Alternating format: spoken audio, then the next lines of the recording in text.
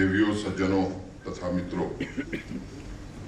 सबसे पहले मैं यहाँ उपस्थित सभी कोरोना वॉरियर्स, जम्मू कश्मीर के हर शहर, हर पंचायत में इस भयंकर महामारी के समय जनता की सेवा में जुटे सभी डॉक्टर्स, स्वास्थ्य कर्मी, सफाई कर्मचारी, आंगनबाड़ी वर्कर्स, प्रशासन के हमारे सभी सहयोगी, फ्रंटलाइन वर्कर्स तथा समाज के उन तमाम लोगों का जिन्होंने इस पूरे संकट काल में कड़ी मेहनत की है, इन सबको मैं नमन करता हूं।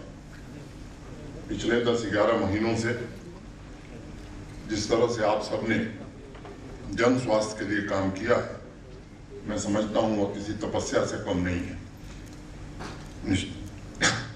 एक बड़ा लंबा दौर था जब दूर दूर तक उम्मीद की किरण नहीं दिखाई पड़ती थी, तब भी अपने स्वास्थ्य, अपनी और अपने परिवार की चिंता किए बगैर निस्वार्थ भाव से आप सबने जो काम किया है, उसकी सराहना के लिए मुझे लगता है शब्द छोटे पड़ जाएंगे।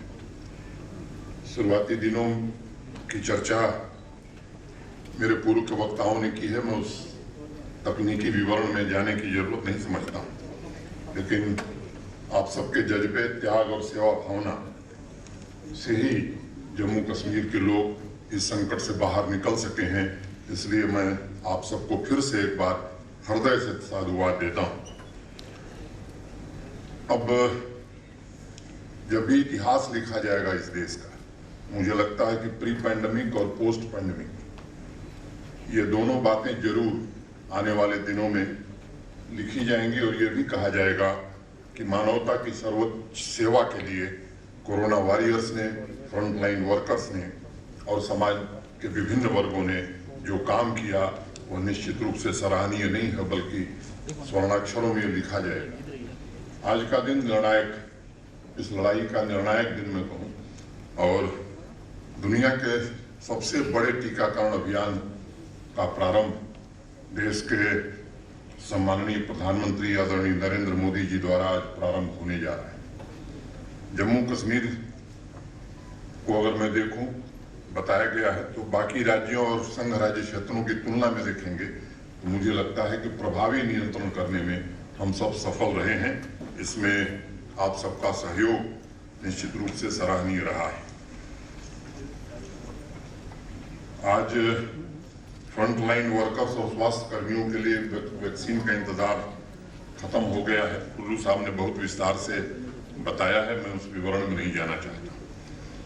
तैयारी हमारी पूरी है और मैं कहना चाहता हूं कि आज जिनको टीका लगेगा वो ये ना मान लें कि टीका लगने के बाद हम पूरी तरह स्वस्थ हो गए।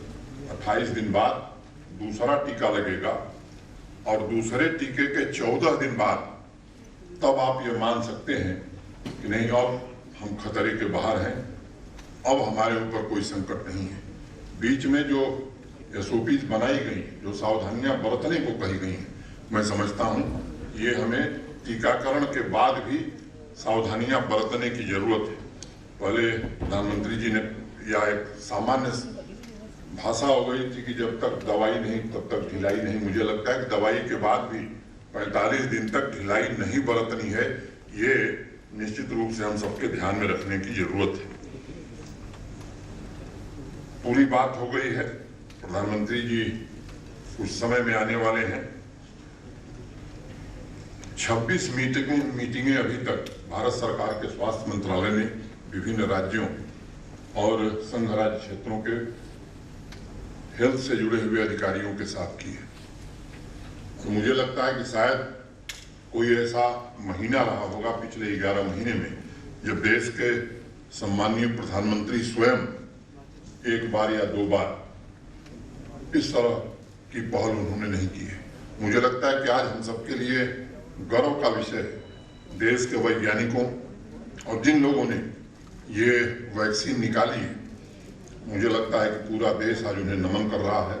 जितने कम समय में, क्योंकि संकट के समय में सामान्य रूप से वैक्सीन विकसित करना एक दूसरी बात होती है, लेकिन जब एक संकट हमारे सामने है उस समय कठिन परिश्रम करके देश में एक आत्मविश्वास पैदा करना और दुनिया का सबसे सस्ता टीका इजाद करना, मैं समझता हूँ ये भारत के वैज्ञानिकों की क्षमता है और ये देश निश्चित रूप से उनका ऋणी होगा। जब भी कोई अभियान शुरू होता है, आप जानते हैं अनेक प्रकार के लोग हैं, आने वाले दिनों में भी अनेक बाधाएं आएंगी। इसलिए यहाँ जो प्रबुद्ध लोग बैठे हैं उनसे मैं निवेदन करना चाहता हूँ, कुछ लोग कोशिश करेंगे, कुछ लोग कर भी रहे हैं। मुझे लगता है कि अफवाहों से सावधान रहने की जरूरत है।